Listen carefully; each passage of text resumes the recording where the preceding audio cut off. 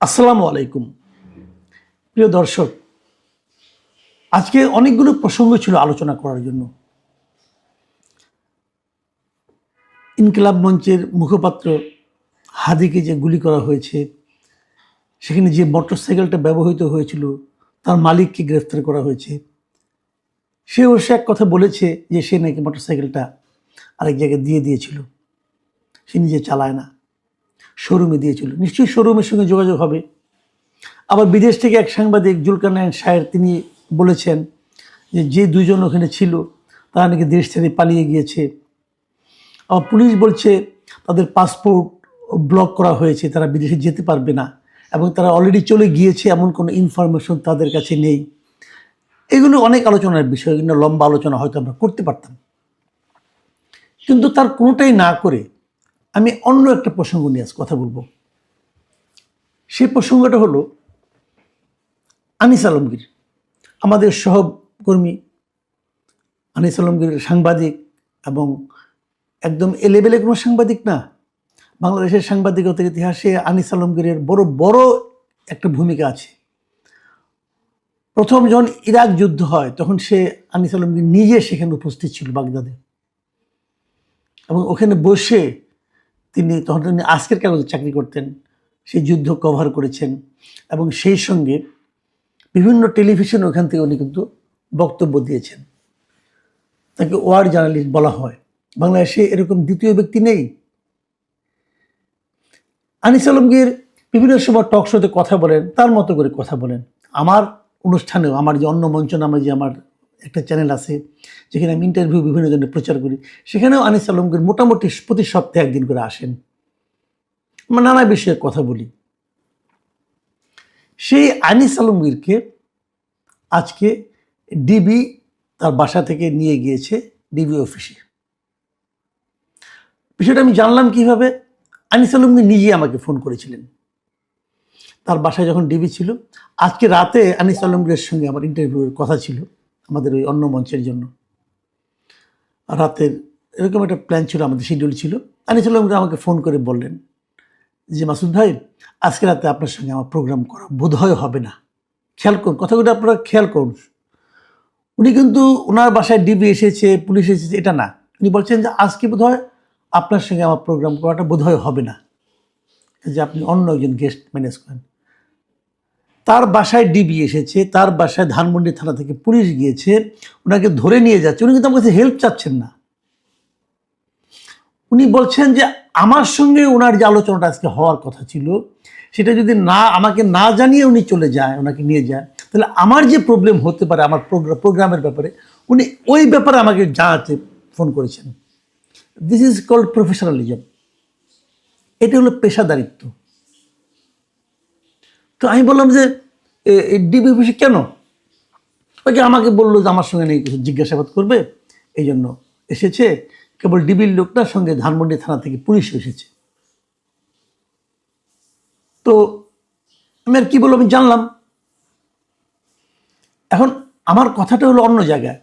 এটা আনিস আলমগীর বলে কথা নয়, এটা যে কেউ হতে পারত। আমি হতে পারতাম, আপনি হতে পারতেন। এবং বাংলাদেশে এরকম ডিবির লোক এসে বাসা থেকে কাউকে তুলে নেওয়ার ঘটনা আমরা কিন্তু কম শুনিনি, হাজার হাজার শুনেছি। এই আমলে না, আগের আমলে হতো। আগের আমলে আমরা কি দেখতাম? আপনি চিন্তা করার চেষ্টা করেন, ভাবেন, খুব বেশি দিন কিন্তু আগের না, আপনি ভুলে যাবেন না নিশ্চয়ই।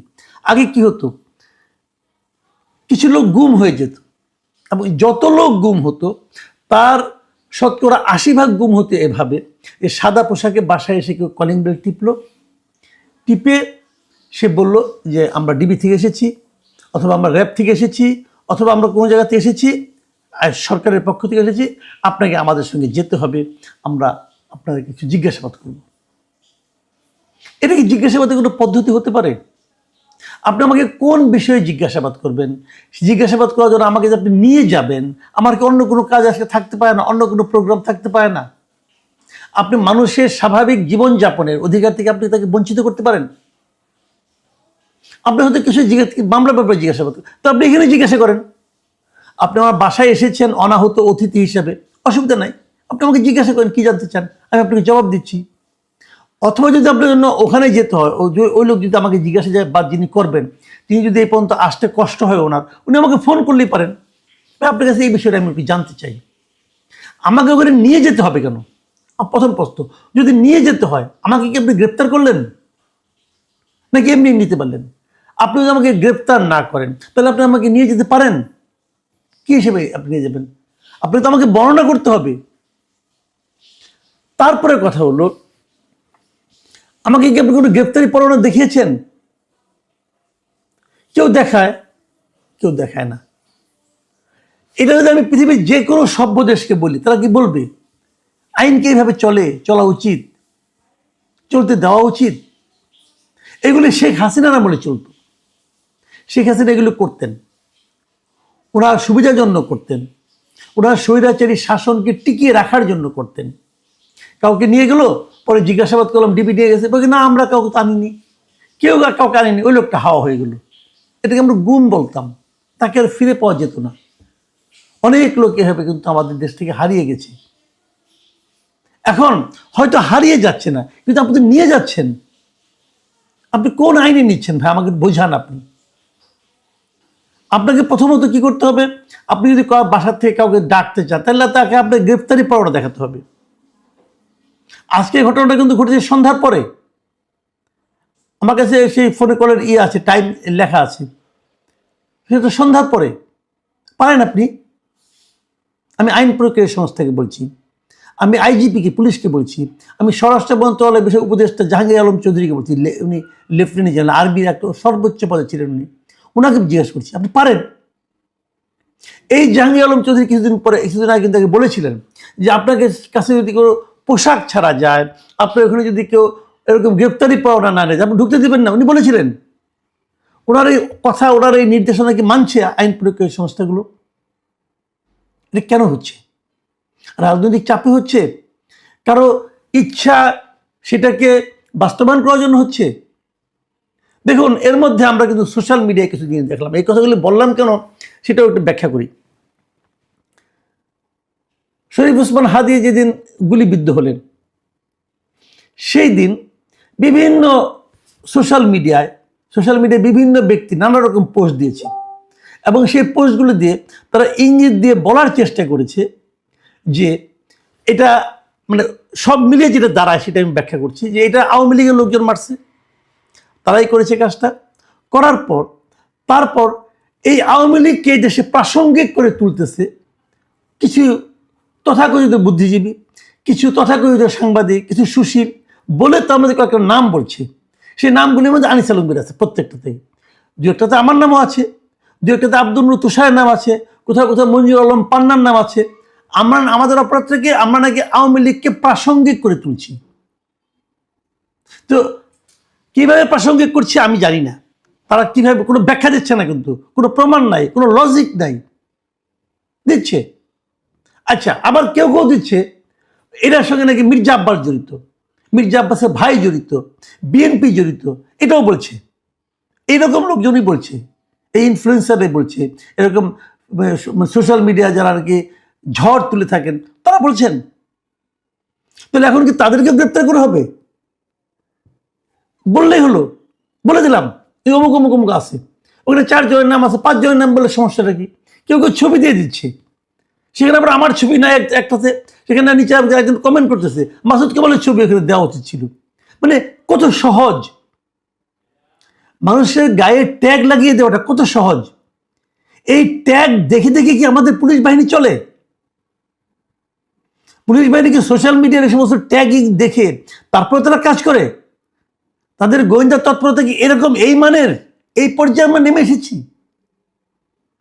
ভাবুন, আমি অন্য একটা পয়েন্টে আসি। ভাবুন, হয়তো আনিস আলমগীরকে একটু পরে ছেড়ে দেওয়া হবে, ধরে নিচ্ছি ভালোটাই, হয়তো ওনাকে ছেড়ে দেবে, এগুলো ঠিক আছে, আপনাকে আমি কিছু জানতে চেয়েছিলাম, আপনি এগুলি কেন বললেন, কি বললেন শুনে এটা ব্যাখ্যা দিলে চলে আসলো। হয়তো সে আজকে রাত্র 12টার মধ্যে চলে আসবে, আবার হয়তো নাও আসবে। যদি না আসে কি হবে? ওনাকে আপনি জেলে পাঠিয়ে দেবেন কেন? কারণটা তো বলবেন। আচ্ছা ঠিক আছে, ধরলাম ফেরত আসলো, জেলে পাঠালেন না। এই যে মাঝের সময়টুকু, সন্ধ্যা থেকে রাত্র 10টা 11টা পর্যন্ত, এই আনিস আলমগীরের যে ফ্যামিলি, ওনার ওয়াইফ, ওনার নিজের আত্মীয় স্বজন, ওনার ভাই, ওনার বোন, ওনার সন্তান, তাদের উপর দিয়ে কী যাবে ভাবুন তো একবার। এই যে তাদেরকে একটা টেনশনে রাখা, এই অধিকার কি এই রাষ্ট্র আপনাকে দিয়েছে? এই রাষ্ট্রের আইন আপনাকে দিয়েছে? মানে আপনি একটা সংস্থার লোক, তার মানে আপনি যা ইচ্ছা করতে পারেন? আপনি মানুষকে এভাবে টেনশন রাখতে পারেন?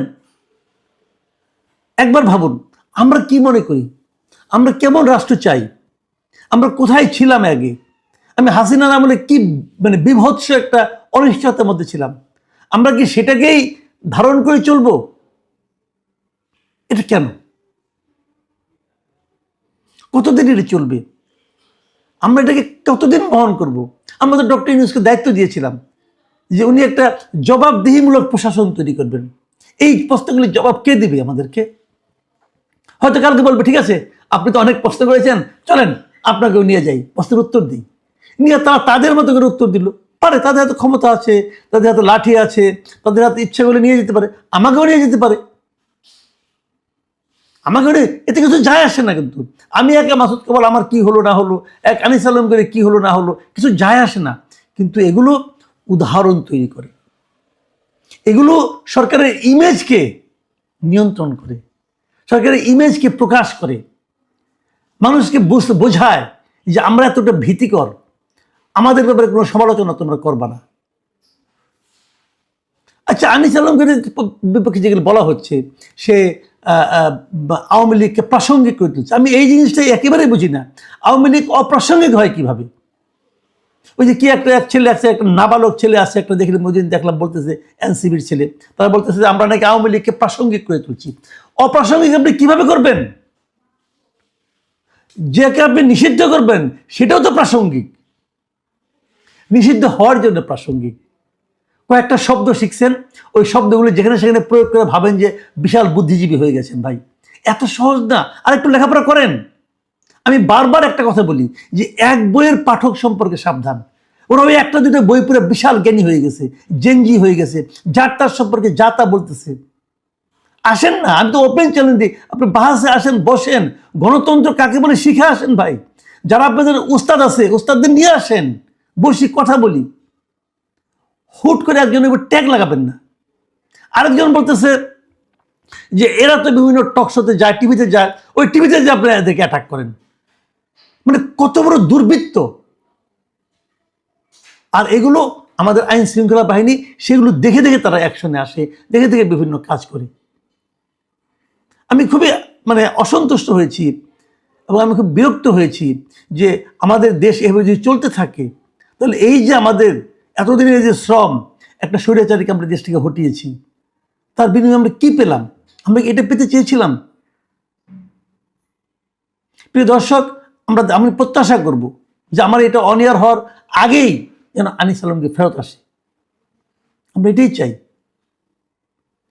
আমি আনিস আলমগীরের পরিবারের যারা সদস্য আছেন, তাদের যে টেনশন, তাদের যে উদ্বেগ, সেই উদ্বেগের জন্য আমি নিজের সহানুভূতি প্রকাশ করছি এবং আমি আশা করি আপনারাও করবেন।